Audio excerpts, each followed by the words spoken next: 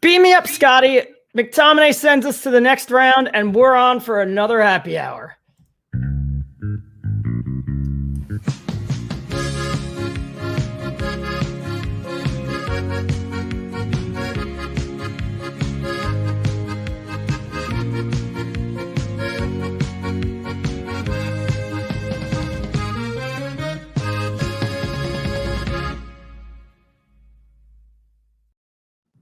Yeah, hello and welcome back to United Happy Hour. I'm pleased to say it's Thursday, and Thursday always for me means a little bit of quality time with the legend that is Pauly Kwestel. How you doing, mate? How's things with you?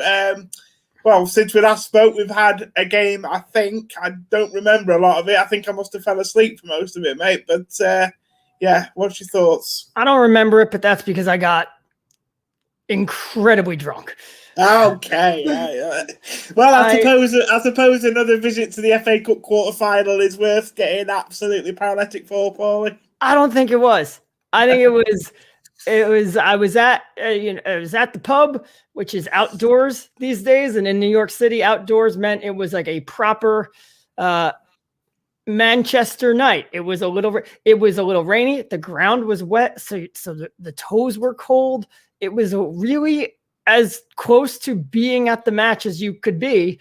And a lot of other people didn't show up. So I was just me and the bar owner, and we were sitting, and a couple West Ham fans, because it's their bar too.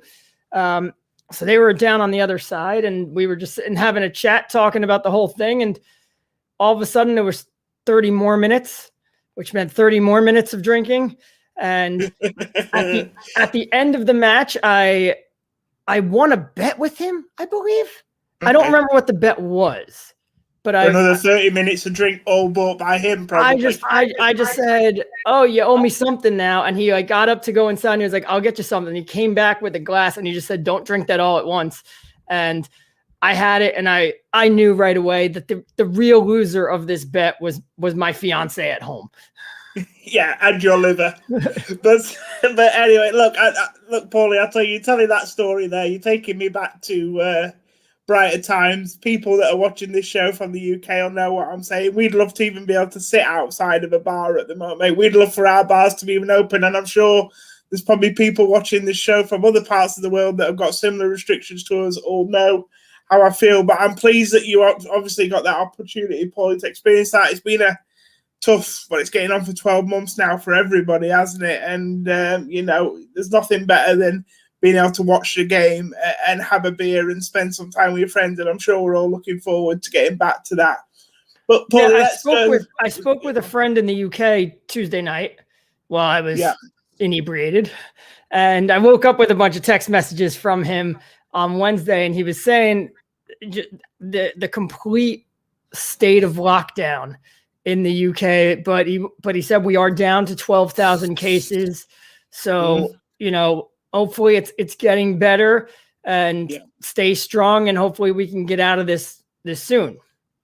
Yeah, I think obviously at the end of the day, Pauly, your friend's right. It's the cases are coming down. We're still to see a massive difference in the people that are in hospital and the number of deaths, but I'm sure that will start to come down as well as this vaccination kicks in, Pauly. But you're right. I mean, it's not only people that are affected by COVID itself. COVID has caused deaths for a whole lot of other reasons as well, and obviously mental health is one of those. So, everybody, like you say, I can't echo your thoughts anymore, mate. Stay safe, look after yourself, and remember, you're not alone. People are always out there to chat to.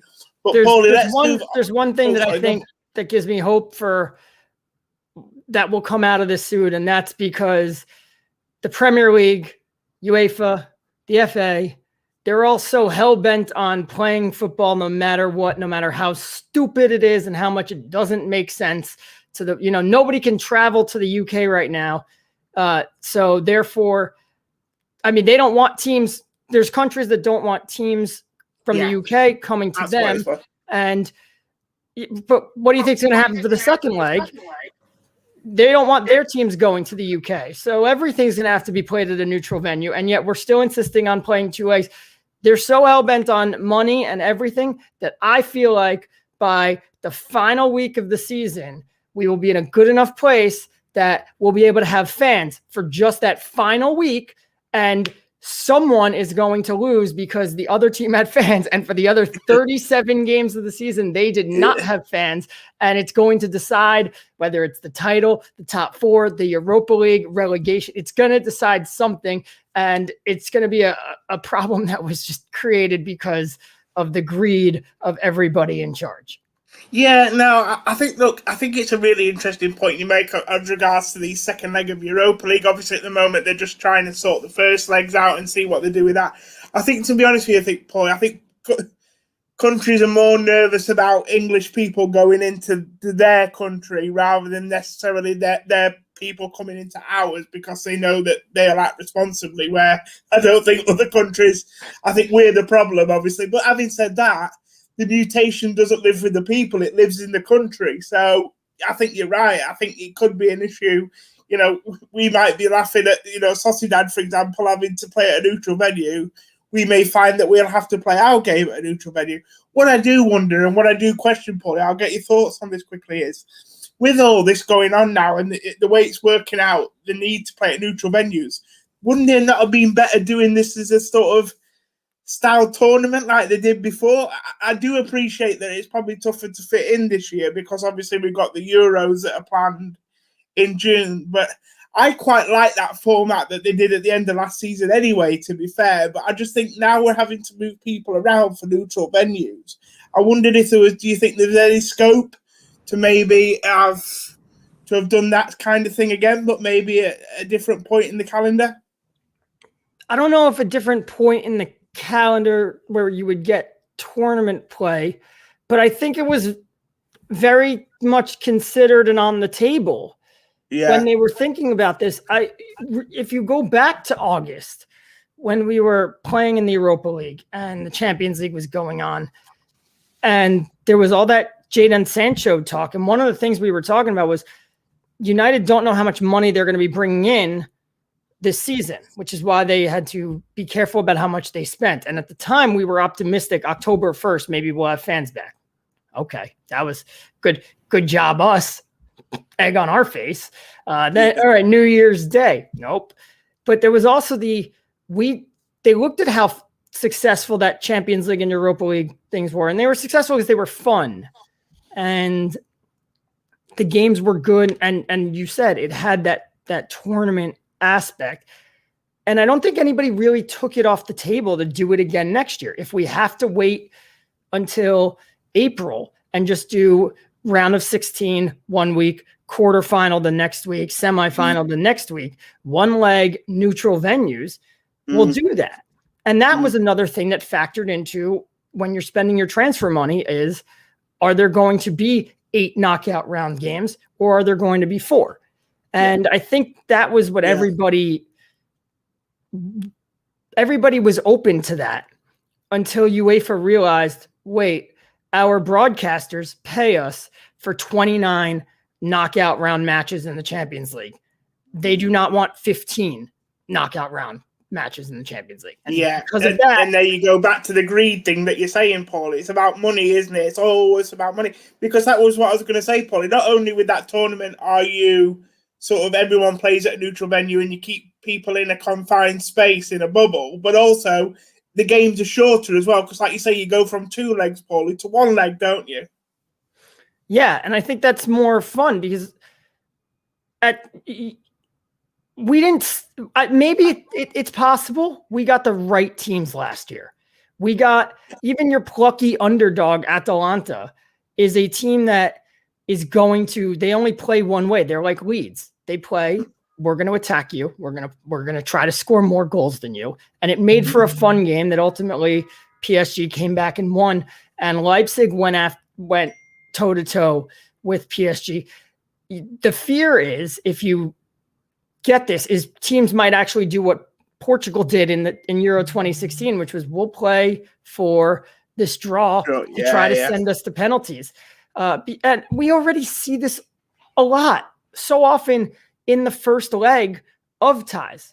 And it's not just the Champions League. Go back to look at Manchester United last year. They went to Club Brugge in a game that everybody wants to forget because it was as bad as it was Tuesday, when we put out a team that our front three was like Martial, Mata, Lingard, and Pereira. And why did we do that? Because Ollie went and said, I can't play everybody every game, and we're going to beat Club Brugge at Old Trafford. This team that I'm putting out there is good enough to get a 0-0, 1-0, or 1-1 result. And that's all we need.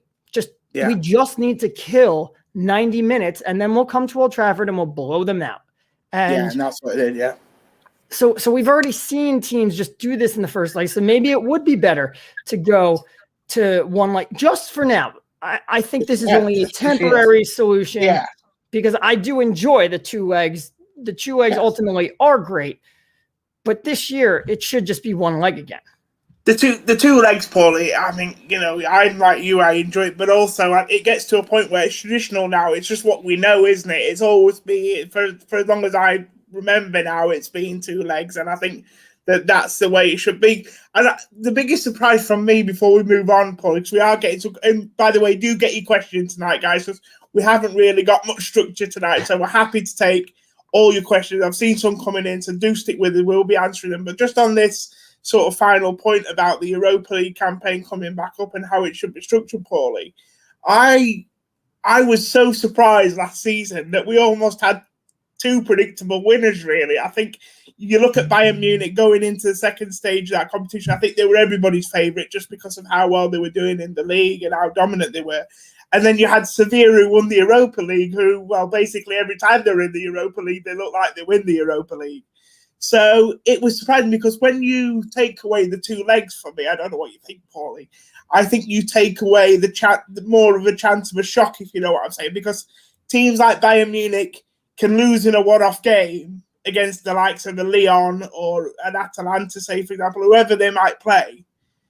They will, but over 2 legs, their quality will show, won't they? And I think that's the other beauty of 2-leg games. You know, the cream will always rise to the top. But I think when it's 1 game, anything can happen knockout, especially like you say, when you play the likes of Atalanta, anything can happen. And when I knew that the tournament, especially in the Champions League, was going to that format last year, I really fancied Manchester City because obviously they've been knocking on the door for a while. They've been everyone's favourite for a while. And I just thought 1 game, they will do it, because I think when you see Man City go out in the knockout stages before, it's when they've had to string 2 good performances together in a 2-legged tie. I'm a little confused.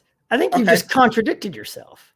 Oh, have I? What did I say? I might have done. I've just been rambling on, mate. So there's every chance. What did I say? You made a good point that the cream rises to the crop, or the cream rises to the top over the 2 legs. Yeah. But you started it by saying, I thought it was interesting that last year we got the most predictable winners in that Bayern Munich. Yeah, that's what I mean. That's what I mean. I'm surprised that the predictable winners did win, because I'd have thought over 1 leg the cream wouldn't have had a chance to rise, and therefore we might have had a lesser team win those tournaments, if you know what I'm saying. I do get what you're saying. I actually, I never thought about it like this until just now. I've thought about it a little bit, but I think it's the opposite of what you're saying. And I think not so much the one-off, but the neutral. The neutral really threw everything into peril, and I think it gave the chance for the bigger teams, and I think it played into the favorites' hands, because when you do have these home and away games, people just overthink them a lot, and they go, well, we're going, even Bayern Munich, we're going wherever they're going, whether it's Barcelona, Atletico Madrid, or Atletico Madrid is an extreme example because they play such a brand of football, but maybe, Bayern Munich going to an Atalanta, like, just when they leave their home, they go, we got to play a little bit differently. Yeah. And sometimes that catches you off guard. And then suddenly, Atalanta, you lose a game 2-1 and you go, okay, that's no big deal. We lost 2-1. We're going home now. And that's sometimes they go home and they win 4-0 and the aggregate score is 5-2 and it looks like it was never close. And sometimes you go and Atalanta gets a freak goal and they hold on for dear life. Basically Atletico Madrid against Liverpool last year. But there's also something about the we hear about it, the magic, all those European nights at Anfield where there is something. I mean, we've heard United players talk about this all the time. Like Tim Howard talked about a couple weeks ago when United were playing Anfield, and he said, first time I was there and I was in the dressing room getting ready, and I looked over at Ryan Giggs and he was so nervous. And I was like, this is Ryan Giggs. He is nervous for this game. Of course I'm going to be nervous because there is something about walking into that ground. And that was the thing when Barcelona had that 3-0 lead, no one really thought it was over. And I didn't think it was over, one, because you are going to play at home and there is that Anfield factor. And there is intimidation there. But two, because I thought Barcelona were terrible in the first leg, but Messi did 3 magical things. And I was like, Messi does. Yeah. Right. And Liverpool got a little unlucky. And I was like, look, 3-0 or 2-0, you can really, really see happening. And it's a question, can you get to 3? Can you get to 4? And they did. So I think you get more of the shot. Like 2 legs is just, it's more difficult to win, but a good plan can get you through, which is why we see. But you're right though. The cream does rise to the top, which is why I think the conclusion to the chat, Paulie, is that we both think the same thing, but we just have different ideas about how they got there. If you know what I mean, different theories. I'm only gonna say, like, we get the same, we get the level, it's just not, everybody looked around Europe last year and said Bayern Munich are by far the best team. That might not have been the case in the last 5 years. Real Madrid, okay, they made the final 3 times, and everybody will look and say, well, Real Madrid are really good. I would expect them to make the final, but I don't know if everybody was unanimous around Real Madrid are the best team in Europe, but one of the big teams gets there. We do see some surprise. Look, Atletico were plucky and they got there twice. They got to the final. Tottenham got to the final. So, it works, but in the one-off, we like to think in the one-off that there is, that craziness that can happen. But like, look at the cups, how many Bayern Munich and Juventus have won recently. And look at the FA Cup. It's been dominated by City, Arsenal, Chelsea. Yes. Yeah. Who was it? Watford got there once, and Hull City got there recently. Villa's been there. Everton, Everton haven't reached the final in a while though.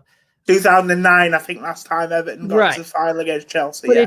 But the tournament, like the winner, has been dominated by the big boys. And I think when there's neutral, it gives it even more of we think anything can happen, but really the advantage goes even more to the bigger guys. Yeah, I think you're actually right thinking about it, Paulie. Anyway, Paulie, like I say, today, let's move on a little bit. And we do want questions from people. I think this first question was, it's regards to Donny van der Beek, but obviously it's in regards to the game. Before we do that, can we answer? I see a question, so I'm going to put it on. Up. Yeah, you put that up first, mate. That's fine. I don't have an answer. It's actually a comment, not a question. Okay, and go for it. I have a question about this. Lokish said the introduction of the Europa Conference is going to make European football even more competitive. I find that to be an interesting statement, Lokish. If you don't mind, throw a comment in there to explain it more. I'm not saying you're right. I'm not saying you're wrong. I want to know what the reasoning behind is the Europa Conference, I take it, is that like going to be the league below the European Super League? Is that what it's going to be? Or? No, it's going to be below the Europa League. So it actually starts next year. Oh, another one. Even another tier. Okay, fair enough. So it'll go one Champions League, Europa League, Conference. If you win the conference, you go to the group stages of the Europa League the following season. It's going to be more teams from the rest of the countries in Europe that we can't pronounce. Yeah. The only difference, can't spot on a map. Right. The only difference is the League Cup winner. Yeah. Now, instead of qualifying for the Europa League, goes to the Europa Conference League. Okay. So if City win the League Cup, then that 6th place spot or the 7th place, if City were to win the League Cup and whoever wins the FA Cup is already in Europe, then the 7th place spot, instead of going to the qualifying round to the Europa League. No problem, Lokish. Carry on. that instead of going to the Europa League, they'll go to the conference. Yeah, Paulie, it's an interesting debate, isn't it? Because we've even seen it on the bigger scale tournaments with FIFA. It's the bone of contention, isn't it, between this idea of by introducing more teams into a competition, does it improve the standard or does it dilute it? We know that FIFA have been banging this drum now for wanting more and more teams into the World Cup, for example, where I think it's got to a ridiculous stage now where you only need 2 points to qualify out of your group in the World Cup because there's so many teams in your group and so many teams allowed to go through to the next round once you get to the tournament. It's just going to be crazy. So, I mean, we saw with Portugal, for example, before it expanded in 2016, didn't they draw every one of their group games? They drew nearly every game, didn't they? They drew every game, and then they only won in extra time and penalties. It's crazy to think that. I mean, I'm not taking anything away from Portugal, but I think there needs to be a balance. Portugal got in because 24 teams is an awkward number to stage a tournament. It doesn't. I don't like best third place team. I don't like that. I like it. The top 2 go, and then everybody else goes home. So when you open the door up to 3 points can get you through, Portugal were able to backdoor their way in. You need to have a balance because there is ample evidence that exposure and getting in to these tournaments does help long term. So, and UEFA tried to do that, I'd say, about at the beginning of the last decade. They revamped the Champions League a bit, and they said the trade-off was basically we'll give more places to the big clubs. So, instead of 2 automatic qualifiers, England got 3, and then the last one got to the last qualifying round. But you go to the last qualifying round, now you have to play Celtic. So they were the teams that were punished because they wanted more teams from the smaller countries in, and the big clubs have fought back. And that's the problem, because the small clubs need a chance to get into the Champions League because it does help them. We talked about on the last show, Midtjylland, how they were in the Europa League and became a Europa League mainstay, and that helped them, and that has helped them get up. We've seen it in the Women's World Cup.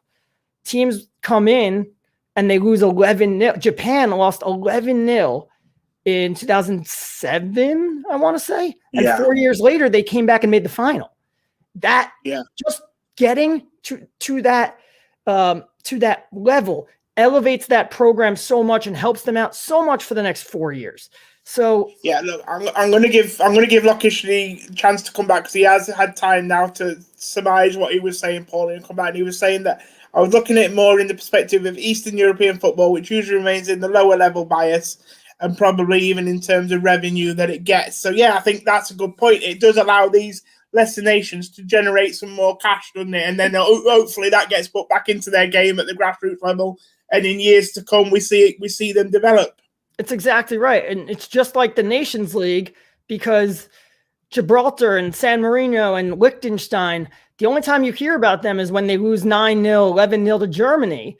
Who's paying attention when, European qualifying, Germany just pummeled Liechtenstein? But when you put them in a group together and now they're playing competitive games where they have the opportunity to, if they win these, move up and face the next tier, you get wins. And all of a sudden you're seeing these records of it's the first win in a competitive game for this country. Obviously it is, because they've never played competitive games against teams at their level, but it's good and it helps grow the show. So I think the Nations League's had a lot of criticism, Paulie, but actually I'm quite a big fan of it, because what I find is for these smaller nations is I've always thought when you put San Marino and teams like that in a group with England and Germany and things like that, and they're getting battered 8-0 or they're getting battered by more, Paulie, what are they learning from that, really? What are they, well, I know what they're learning from it, but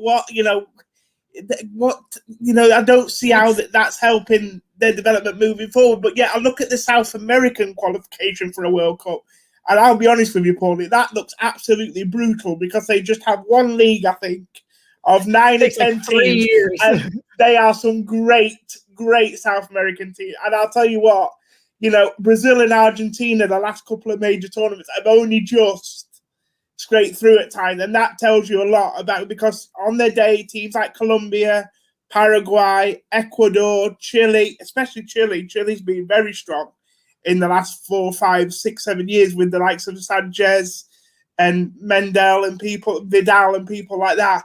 You know, it's brutal. And then you compare that to how easy it is to qualify from a European section, or even for maybe Japan in the Asia section. It's interesting, isn't it, Paul? It doesn't seem fair. It's not. And it never was. I mean, South America is a whole different animal. And, you know, I think Ecuador's stadium is like at the top, is the elevation is ridiculous. That so you're talking about no visiting team can go in there and win, even if Ecuador stinks. So it takes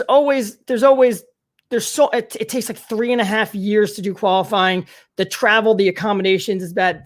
Brazil and Argentina have gotten now this, and Chile a bit. There's a bit of an issue that a lot of their players are coming off of 14-hour plane rides from Europe. That makes it a bit harder for them. Europe, I wouldn't say Europe's easy to qualify, because there's, you know, the problem with Europe is one group, you know, the group winner wins, and then the second place team for the Euros, the second place team goes. For the World Cup, the second place team goes to the playoffs, where and they're divided out amongst, so that the top teams will get there. And that's done for a reason, because you want the top teams to go to the World Cup. And look, we saw this in the US 3 years ago, because CONCACAF is designed for the US and Mexico to go to the World Cup. And that's what makes it even more of a failure, was that the US couldn't get it done. But Europe losing to Trinidad and Tobago, is that right, Paulie, or was it Panama? We lost to Trinidad. The problem was we didn't win the away game. So like we lost to Trinidad, but we also drew Panama, we drew Honduras. Like so many issues. That we brought it upon ourselves. But Europe, there's 1 or 2 groups where you get like 3 teams, like Spain, Italy, Netherlands will be drawn into a group together. And then it's like one of those teams isn't going to go. But as long as you avoid that group, like England gets the likes of like Macedonia and Slovenia and everything. And not to say it's easy. You got to win those games, and the away games are tough, but it's less of a gruel on those teams than the teams in South America, possibly the teams the teams in North America. It's a gruel, but they're all garbage. There's 3 teams, and the rest are garbage, that it's not an excuse if you don't make it.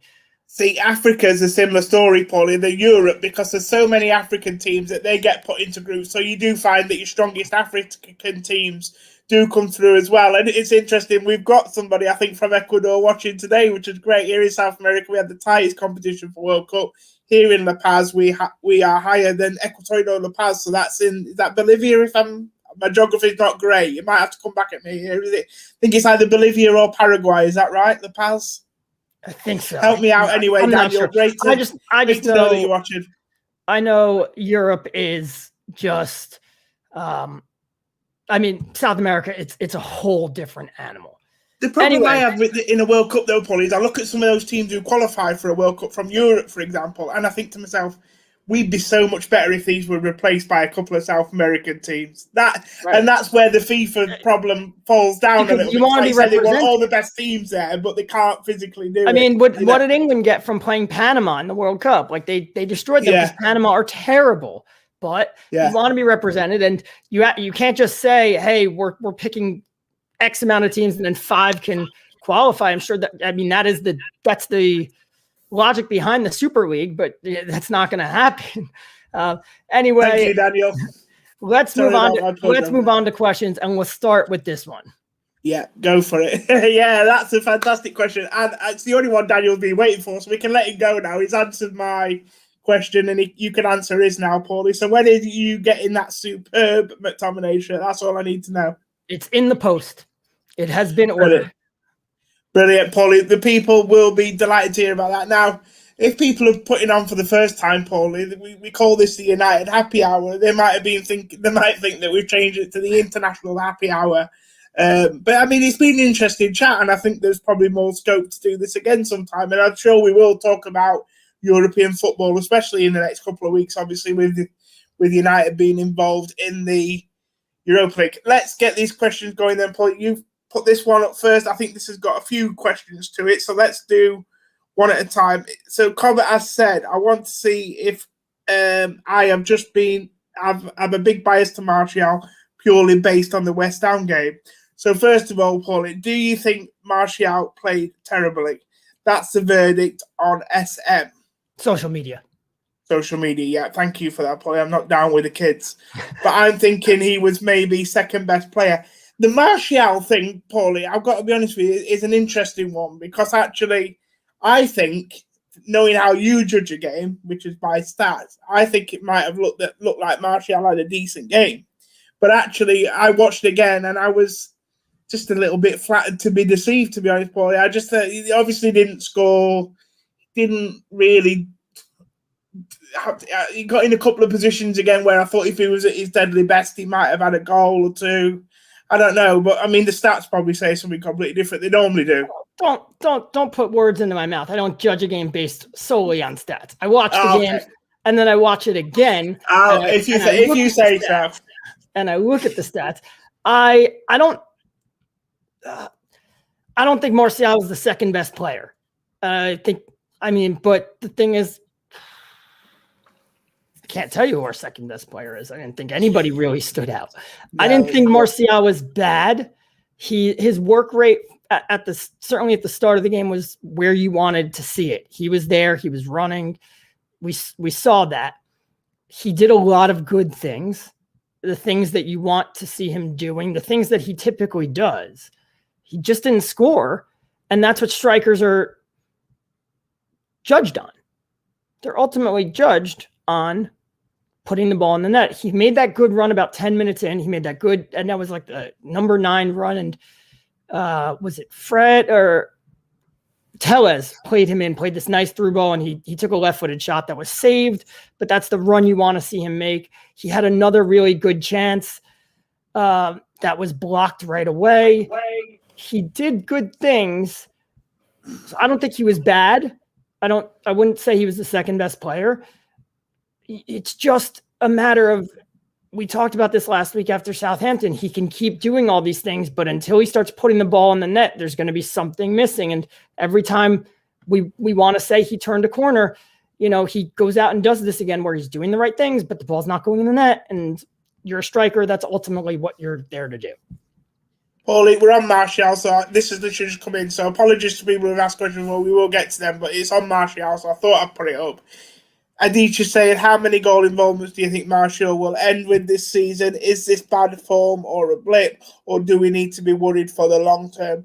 It is interesting, Paul, because there was an article yesterday, I can't remember who it was by, but it was basically making a case for Manchester United looking to sell Martial in the summer, and just I didn't read it all properly, but it was looking at what United could do if they sold Martial out. It would free up some money out. It would free up a position to go and buy some longer term targets that they want. First of all, do you think? I think it's hard to put a number on the goal involvement he'll end with this season, probably, but I think the point of that question is do you think he will improve between now and the end of the season and put up some numbers? What does he have? 6 goals? 6 goals, yeah. I wouldn't be able to tell you involvements. I think it is around about 6 goals. I don't know how many assists he's had. I wouldn't be shocked to see him get 12. But it's hard to say that. He could catch fire. He's that good. We've been saying that all year. It depends how many games he plays as well between now and the end of the season. Well, if he caught fire, then he'd be playing. And there's that argument too, is maybe he goes and plays in the Europa League and he's playing against a level down. And he hits him, and he starts to put him in the net. So I wouldn't be shocked to see him double his output by the end of the season if he caught fire. Because again, he has been doing all the things that you want him to do, but he's been doing that all season, and it still just hasn't been turning around, and it hasn't been turning around. So I wouldn't be shocked to see him, just continue at this pace and finish with 9-10 goals. Which would be really disappointing. Yeah, Aditya said, just to be clear, I'm not advocating saying Martial just had to. No, I appreciate that. I'm not saying anybody is, and I'm certainly not. I'm just saying that there was an article out there It was actually, I'm not proud by saying this, but it was brought to my attention by Mark Goldbridge, which is, I know I'm stooping to a new level, but you can't even it's an discuss, article by a national newspaper, yeah. You can't discuss that. Like, it doesn't work like that anymore, that we just want to sell someone, so we sell someone. Someone needs to buy Martial. I think, and the money you get from Martial is not going to be anywhere near what you want to turn around and spend on a top striker. And when you look at where the other needs in the squad are, it's just, you have to look and say, you played really well last year. What went wrong this year? How do we get you back to last year? If you get back to last year, good. And if you don't get back to last year, then we really need to figure something out. Even if you do get just back to last year, I don't know if that's good enough to be the main guy for a title winning team. Well, the Martial questions are absolutely fine in here, Paulie, so we might as well keep going. Alan Ansari has said, is Martial's problem he's just a streaky player, or is he just a guy who doesn't react well to competition? I find it hard to believe the latter of any pro athlete. Look, we've talked about this before. I've said to you, haven't I, Paulie? My worry is with Martial is it doesn't seem to take a lot to knock him off, does it? Either somebody coming in and pushing him out wide, or somebody taking his number off the back of the shirt. You know, these things, it all depends on the personality of the player. These things either don't bother players or they really bother players. We've even known for players to even give up their numbers for other players. So, you know, it doesn't matter to some people, but some players it does. I mean, what's your thoughts on that, Paulie? Do you think that, well, I think it's fair to say he is streaky, isn't he? We know that. You know, probably bigger streaks than most people and bigger lows than most people. And do you think he's quite fragile in terms of the way he reacts to negativity? I think there's an argument to be made for both.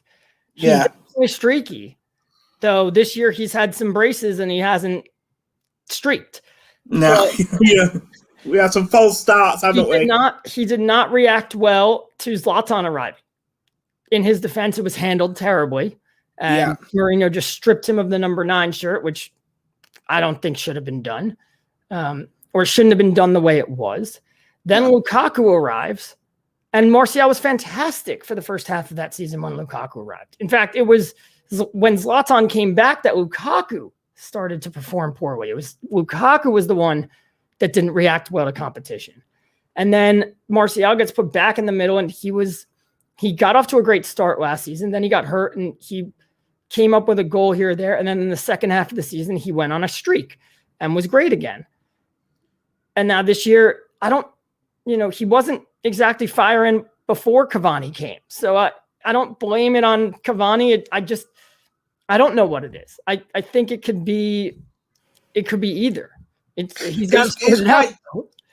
quite telling, though, I think, Paulie, wasn't it, that Ollie sort of sanctioned that move for Cavani towards the end of the window, because I think, to be fair, they'd chased Jadon Sancho all summer. I do believe if they had got Jadon Sancho over the line, I don't think Cavani would have come to the club. No, he wouldn't. I think, obviously, Cavani sort of was one of those signings who was a good signing, but it also saved a lot of face, and it was a type of signing that would have appeased fans towards the end of the window because they didn't get Jadon Sancho. But it was interesting that Ollie wanted that signing to be a striker, if you know what I mean, because he must have felt that he was going to need a bit more. We needed a second striker because we didn't. Rashford, that's not his game to play there. When Martial gets hurt, and that's why we went out and signed Igalo so that he could play in the cups and the Europa League, so that Martial wouldn't have to. Because remember, Rashford was hurt, so we really needed to rely on Martial, and Martial reacted brilliantly when Igalo was brought in, because Igalo was scoring and people were saying he should start league games. Yeah. Now we know better. But even then, Martial continued to score. And we brought in Cavani because we do need a second. The games were going to come thick and fast. We needed someone who could come off the bench. We needed someone who could start games. It's the issue is Martial he hasn't been scoring. I think, obviously, you said there earlier, Paulie, I'll read that out in a second. But I think when you were talking about Lukaku earlier, about how he was the one affected by Ibra, not so much Martial, I think that was because Martial knew that Ibra returning wasn't going to affect his place in the team. He was going to play. It was always going to be Lukaku as the centre forward who was going to get pushed out by Ibra. And even if, they wanted to play Ibra and Lukaku, you're not going to Martial didn't feel like his place was the threat. Now, obviously, when Cavani comes in, as he's been playing as the number 9, he's almost like the direct replacement for Martial. And even if, they want to play both of them, it means Martial playing out of position, doesn't it? Because Cavani's not going to play out on the left or on the right. So I think that's what the problem is. That's the bigger issue. It's more when I feel he feels threatened for his position, Paulie, than anything else. Yeah. Anyway, that's all it needed. Just the yes. Anyway, Lokesh has got back to say, talking about goal involvements, feel that McTominay will have an effect going forward, probably becoming more like a second striker. Now, I know you don't always enjoy talking about Scott McTominay, Paulie, but if we're not going to talk about Scott McTominay now in these last few weeks, we never will. I mean, look, we have seen him score some more goals recently, but is this a long-term plan, or is it just happens to be that this is the way it is at the moment? It's a long-term plan if you leave it the way it is.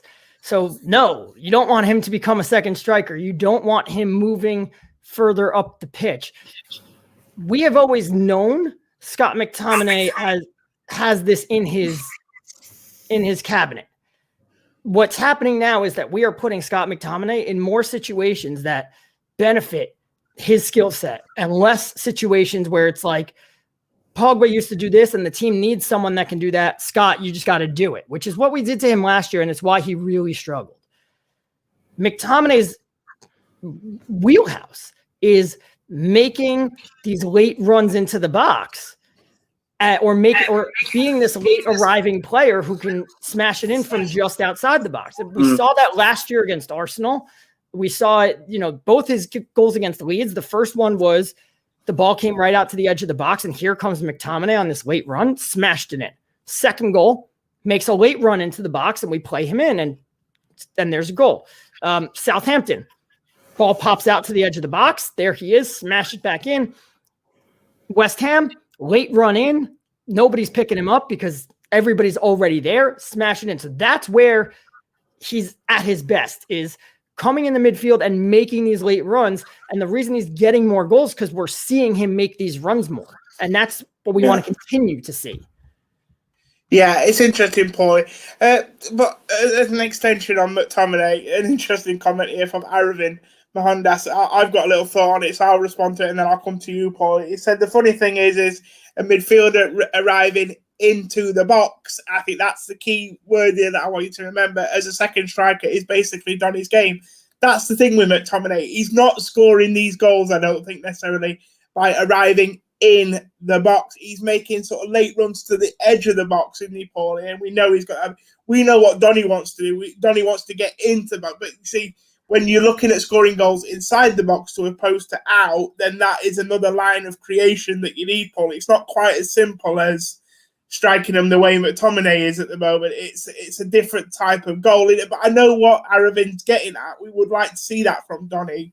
But Donny's game is not about scoring screamers from 20 yards or hitting the ball as well as McTominay is. But, Donny van der Beek, we've had some more questions on it, Paul. So I will just follow on with Donny as well and just say, again, I think he was so anonymous the other night. It's quite concerning. I said on Red Devils Talk last night, my issue is I'm looking at some of his movement, Paulie, and you'll have seen this because you watched the game, and I think he makes some good moves. My fear is that his players are just not, the players around him don't look like they want to find him, Paulie, because they either don't believe that he's going to be able to keep the move going once he receives the ball, or his next move is going to be too negative and the play's just going to break down. I'm not saying it's on sort of Vinicius, Benzema don't pass to Vinicius level at Real Madrid. I'm not saying it's got to that. But what I am saying is that there's a lack of trust, I think, from his teammates giving him the ball in certain areas of the pitch, because I think he does find some good spaces at times. Yeah, it really reminded me of when I was at uni and I was playing football. Not to compare myself to professionals, but when I was playing football and I would be on that left wing and I'd be making these runs in behind and I'd be finding space and everything, and we'd get to a break and I'd say to people, we'd be huddling and I'd be like, look wide left, like look up, their right back's cheating up, this and that, like. and I'm wide open there. And someone looked at me and he goes, Pauly, we all see you. You're making great runs. None of us have the ability to pass you the ball from 30 yards away. Like none of us. So he's like, so the runs are great, but we just don't have the ability to get you the ball. And I see that a lot with Van de Beek is when you have Fred and Matic in midfield and he makes this great run. And it's like, okay, but those guys can't make that pass. Maybe they'll attempt, and Fred attempted it a few times and it never came off because at best 1 out of 10 times is going to work. Maybe 1 out of 20. And that's part of the issue is he makes these great runs. He finds this space and we don't have the ability to get it to him. So that's not his fault. But then something else you said was when we do get the ball, when we do get him the ball, it's going to become too negative. And that harps back to this. I highlighted that against Everton in the League Cup. There was a situation where Matic got the ball and Donny was on the edge of the box, made a brilliant run right in behind that Matic was capable of playing that ball. He just didn't see it in time. And by the time he did, too late. And he kind of waved and said, like, I'm sorry. And Van de Beek then reacted by moving to the edge of the box again to show for the ball. So Matic gave it to him. And on Van de Beek's first touch, he passed it back to Maguire. Yeah, and that's maybe that's your style, but the rest of your teammates, that's not the way they play. And it's going to be hard for them to say, I'm going to give you the ball here if they think, oh, we worked so hard to get the ball here to the edge of the box. And then you just give it back to the center back and we got to start again. Yeah. Pauly, do you subscribe to the idea? Sorry, I should comment there, just backing up what you're saying, basically. Do you subscribe to the idea, Pauly, and do you sympathise with him because he hasn't played enough with Bruno Fernandes? A lot of people are saying that these runs would probably get acknowledged more if he was playing with Bruno. Now, a lot of people think it's if Donny's playing, Bruno can't play, and that's the thing. But at the end of the day, Paulie, I want us to be able to play Donny when Bruno can't play. I wanted Donny to be that kind of player that we could rotate Bruno with. So I struggled to have too much sympathy for that because I wanted him to be that player who didn't rely on Bruno. But it feels like if he's going to have any success at United, he's going to have a player really clever at picking him out like Bruno, isn't he? Donny's best. The question is, where do you play Bruno then? Because Donny's best, if you go back to his days at Ajax when he played as the number 10, is as that number 10, not the same way that Bruno plays number 10, but Donny he'd break into the half space on the right and get the ball and then make a quick pass. So that's fine. But then he goes over so you want to keep Bruno centrally because that's where Bruno's at his best. But then Donny's already on the right or he's already on the left, and that's not where you want. We saw him. You know what? Donny shows. Sorry, it's gone, Pauly. Carry on. We saw him. Where his two best games are, granted, let's factor in opposition, Luton Town and Brighton's B team in the League Cup. But the rapport between him and Mata was fantastic. Yeah, and I think someone said that earlier. We also saw the three of them play against Istanbul, and that was a disaster. And we talked about that after that game. These are all players that love freedom and creativity to move about, and perhaps we just had too much of that we need a little bit more structure, and maybe we can only go with two of them at a time. If that's the case, perhaps Mata would have been better off starting against West Ham. I know a commenter said that again, and that was my original thought. And my team selection, which I didn't tweet or anything, so you're just going to have to trust me, was I would have put in Mata on the left wing, and the rest of my front four would have been Van de Beek, Martial, Rashford. So there is a clash of style here. And part of it is Van de Beek is used to playing these one-touch passes and pass and move, which it's not just Matic and Fred that don't fit that. It's not just, the midfielders and Rashford doesn't play that way. Greenwood doesn't play that way. So it's a lot of players that you need to adapt to. And Donny van de Beek is a really good player that he will adapt over time. The reason he keeps looking so lost out there is because he's not doing the other things that Donny van de Beek used to do. And we look at this, if you look at his days at Ajax, when he was a player that got between 1.5 and 2 shots a game. Yeah. In the last 3 years at Ajax, whether it was in the league or in the Champions League or in the Europa League, he was very consistent at that. He has taken 6 shots in all competitions for United. He's taking half a shot a game. Somewhere, that attacking mind, that mind to look for goal, has disappeared. And if that was still there, then he would be a much more productive player as he's still getting used to the passing. He still wouldn't be the best that he could be yet. That's not going to come this year. That'll come next year or the year after. There's plenty of time for him to adapt. But if that half of him was still there, it would be shining over the other half that he was still working on. But because that half, for some reason, I don't know why, isn't there, it's really highlighting everything, and it's making it so you look at every game where he's playing and you're just like, he's been irrelevant. I tell you what I find interesting, I said it on Red Devils Talk last night. I feel that when Donny plays as a number 10 in this United team, it really shows some flaws in the Solskjaer 4-2-3-1 system, in the sense of from the number 10 point of view. So what I mean is what you find with Donny doing is when he plays at number 10 for United, he seems to drift wide a lot. And I think the key for Solskjaer's number 10 in this system, the way that Solskjaer plays 4-2-3, the number 10 has to stay central. You know, Bruno does it. We see Bruno doing it so well. And the times that Bruno has struggled playing as a 10 for United has been against teams, for me, Paul, that have been very good at pushing him wide. So off the top of my head, I'm thinking Wolves seem to do it very well. They seem to negate Bruno pretty well, and they get him receiving the ball in the wide areas.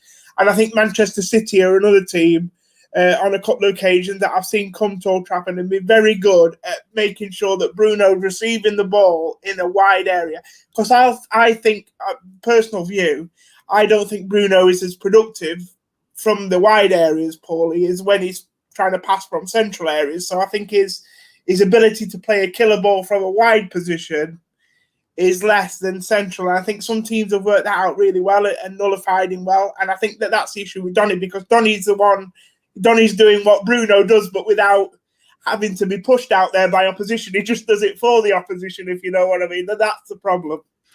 Yeah, I think it was a little unfair onto Donny as well, is because we saw him do this against West Ham.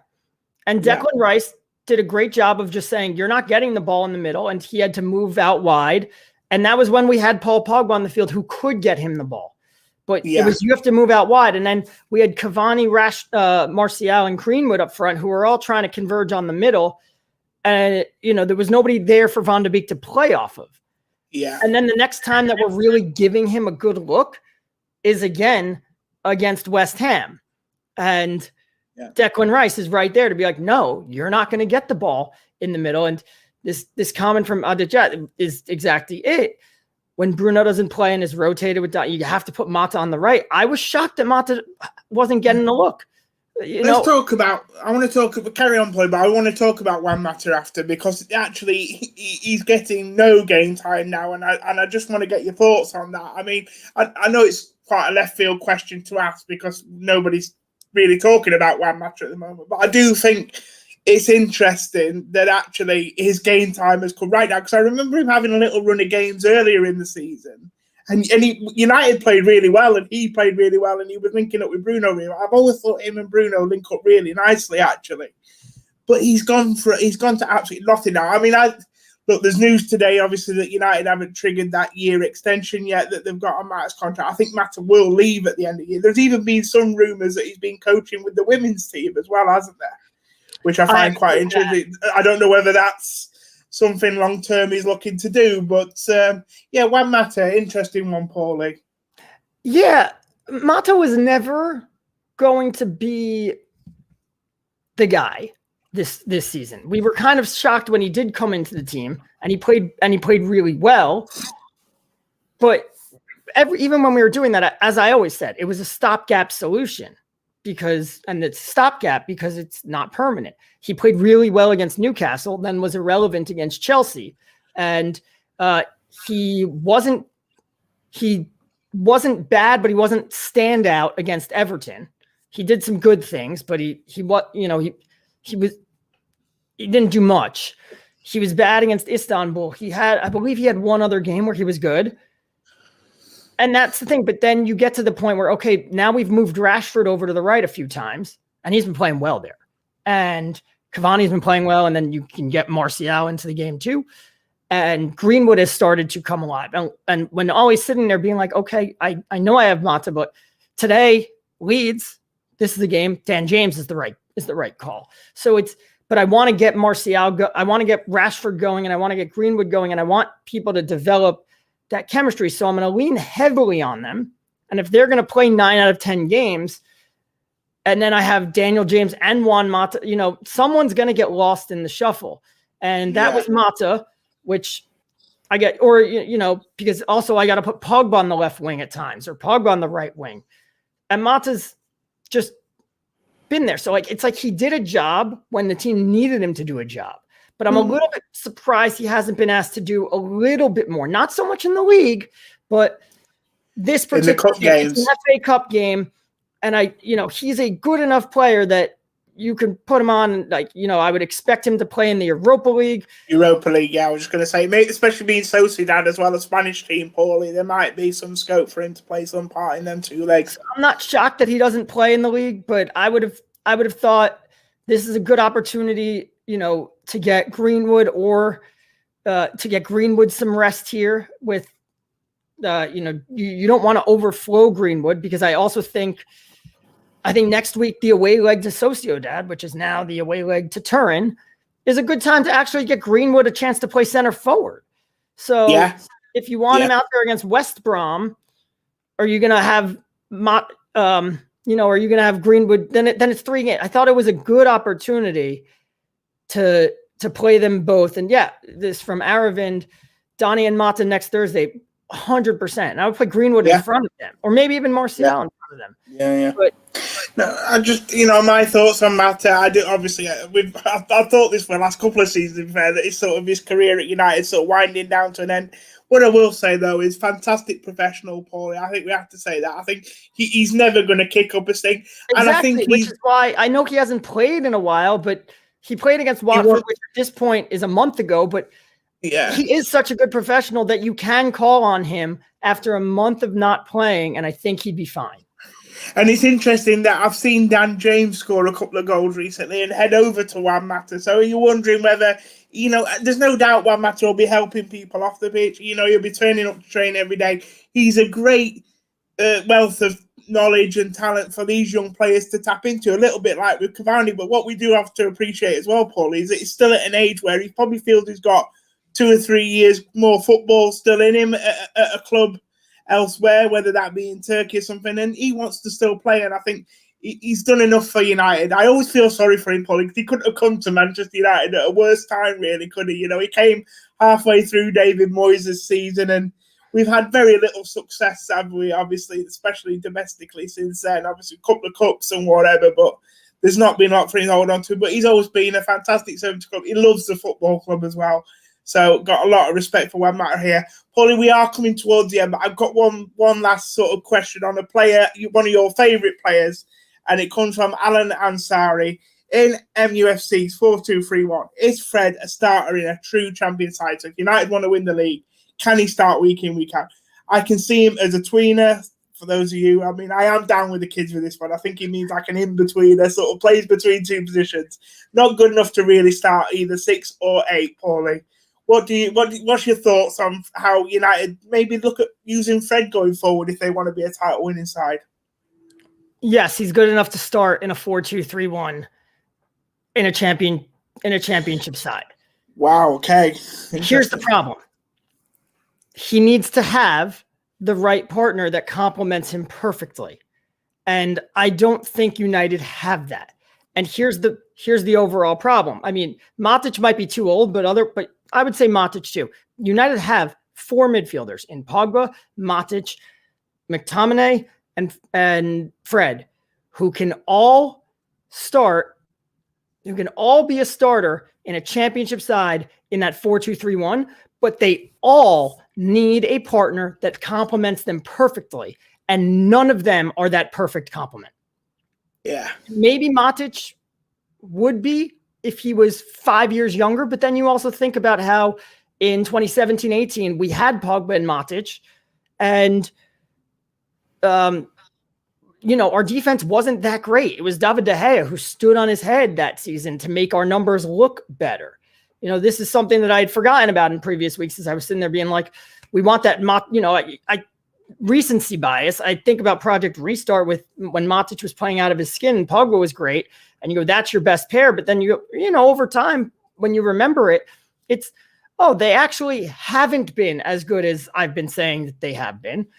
And that's not the way forward. And, does Pogba complement McTominay the best? Not the best, but that's probably the closest pair we have. I think right now, if you ask me who our first choice midfield would be, it would be Pogba and McTominay. And Fred and McTominay do things together really well, but then they lack in other areas. And Fred and Matic do things really well and lack in other. We saw it, how dull and boring that game was, because that's what Fred and Matic do. They're defensive players, and when you ask them to expand their passing, it's not there until Bruno comes and makes it a little bit better, but it's still just kind of dull. So every combination, Pogba, Fred, you're going to lose some of the muscle in midfield. McTominay, Matic, you lose the passing. So every one of these guys that we have can be the starter. We just need a perfect complement for them, and we don't have that for any of them. Yeah. Interesting term here from Alan, who asked the question. He's put that Fred who couldn't hit water if he fell out of a boat. That was about when we were talking about McTominay shooting. But the saying that we have over here in England, Paulie, is that you could fall into a barrel full of boobs and he'd come out sucking his thumb, mate. But there we go. That's the English equivalent to that. But no, Paulie, I've really enjoyed today. Look, the interaction from you guys has been great. It's a rubbish time at the moment for a lot of people, and it's just nice to see that so many people here wanting to have conversations. I mean, look, hours seem to go so slowly, Paulie, but when we do this happy hour, it seems to go so quickly, and I have such a good time, such a great time. Great to chat to all of you, and especially yourself, Paulie. Great to get your thoughts on all these things. You're so knowledgeable and everything. So thank you once again to everyone who's joined us from all around the world, as we've learned today, even as far as Bolivia. Well, not so far for you, maybe, Paulie, but a long way from me, Bolivia. Pretty far away. Well, yeah, it is actually. But again, don't trust on my geography. But yeah, thank you ever so much, guys, for joining us. We will hopefully be with you next Tuesday. I know Paulie's got to look. Well, we both have to look at our schedule these days and work out when we can do it and when we can't. I know Europa League next Thursday is a 5:55 GMT kickoff, which obviously would be right in the middle of this show. It's one of those. There's no happy hour next Thursday. So there will be. I don't think there'll be there won't be an happy hour next Thursday, but we'll hopefully be with you next Tuesday, all being well. But until then, guys, hope you stay safe. Have a great weekend, and we'll